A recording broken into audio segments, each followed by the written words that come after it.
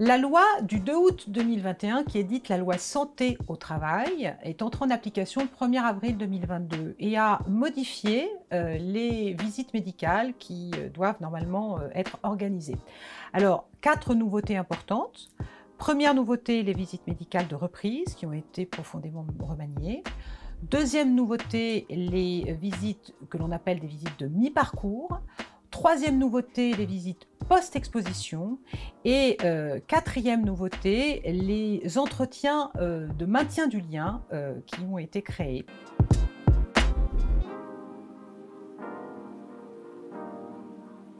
Les visites de reprise, lorsque vous avez un arrêt maladie qui a débuté depuis le 1er avril 2022, vous devrez obligatoirement passer une visite médicale lorsque vous reprendrez votre travail, non pas après un arrêt de 30 jours, comme c'était le cas jusqu'à présent, mais après un arrêt de 60 jours, lorsque votre arrêt est un arrêt pour maladie simple.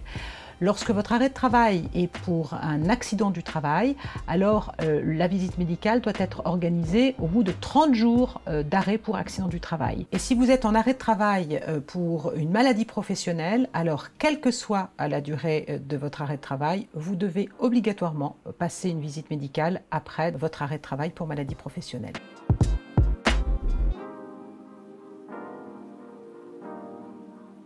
La visite médicale de mi-parcours ou de mi-carrière concerne les salariés dans leur 45e année. Ils doivent passer cette visite médicale qui a pour finalité de vérifier qu'ils sont toujours adaptés à leur poste de travail, de vérifier s'ils ont besoin d'aménagement de leurs conditions de travail, de leurs horaires, et puis on les sensibilise au vieillissement au travail. Enfin voilà, donc le but c'est de prévenir toute éventuelle inaptitude, toute difficulté et tout besoin d'adapter le poste de travail au regard donc de l'évolution et du vieillissement du salarié.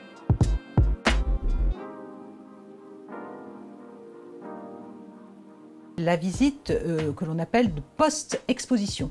Alors jusqu'à présent, les salariés qui faisaient l'objet d'un contrôle médical renforcé, concrètement ce sont les gens qui sont confrontés à de l'amiante, qui sont confrontés à la manipulation de produits cancérogènes, des produits particulièrement dangereux, etc. Donc ces salariés-là devaient, au moment de leur départ à la retraite, passer une visite médicale propre à l'exposition, aux différents risques qu'ils avaient vécu dans leur carrière. Alors maintenant la situation est changée. Quand vous avez travaillé avec des produits particulièrement dangereux et que vous cessez d'être exposé à ce risque-là, même pendant l'exécution de votre contrat de travail, vous devez passer cette visite médicale sans attendre que vous ne partiez à la retraite. Le but, c'est de mettre en place des mesures de prévention et de contrôle de votre état de santé dès la fin de votre exposition au risque et sans attendre que vous partiez à la retraite, que vous soyez un peu plus âgé et qu'éventuellement les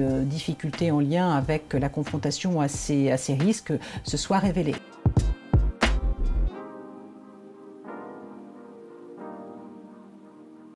Autre nouveauté, c'est le rendez-vous de liaison.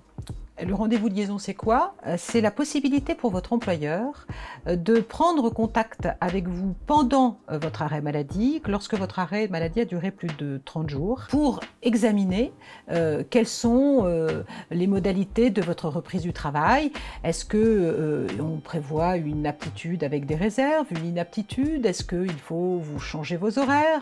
Est-ce qu'il faut vous mettre en mi-temps thérapeutique? Voilà. Le but, c'est de vous maintenir dans votre emploi, de vous maintenir en lien avec votre employeur pour que l'arrêt de travail ne soit pas un arrêt qui aboutisse finalement à ce que le lien avec votre employeur soit rompu et aboutisse à terme à une rupture du contrat de travail. Ce rendez-vous de liaison doit se faire avec votre accord. On ne peut pas vous imposer pendant votre arrêt maladie ce rendez-vous de liaison et il doit être fait en lien avec le médecin du travail.